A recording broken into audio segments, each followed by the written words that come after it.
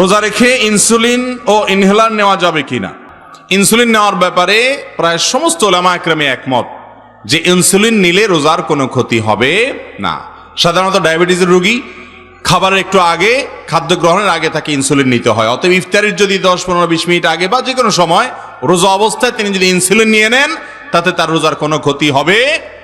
অনেক মানুষ দেখি ডায়াবেটিসের রোগী আজানের জন্য অপেক্ষা করে ইনসুলিনের জন্য। ভাই, অপেক্ষা করার কোনো দরকার নাই, আপনি আগে থেকে ইনসুলিন নিয়ে নিতে পারেন, কোনো অসুবিধা নেই। কারণ ইনসুলিন এটা চামড়ায় যায়, চামড়া বা মাংসপেশিতে যাচ্ছে একটু মেডিসিন, এটা আপনার পাকস্থলীতে যাচ্ছে না, খাদ্যের কাজ দিচ্ছে না, পানীয়ের কাজ দিচ্ছে না। এটা রোজা ভঙ্গের কারণ হবে।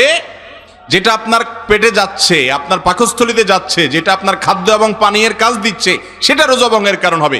যার কারণে ইনসুলিন এবং এই জাতীয় ইনজেকশন, এমনকি টিকা, অনেকের কোভিডের এই সেকেন্ড ডোজের, অনেকের বুস্টার ডোজের মেসেজ আসছে, রমজানেও হয়তো আসবে।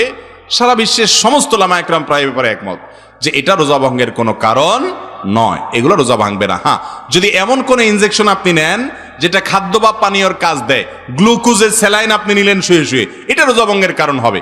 কিন্তু টিকা নিলেন, ইনসুলিন নিলেন, আপনার চামড়ার নিচে, মাংসপেশির নিচে মেডিসিন গেল ইনজেকশনের মাধ্যমে, এই মেডিসিন ইনজেক্ট করার কারণে রোজা ভঙ্গ হবে না।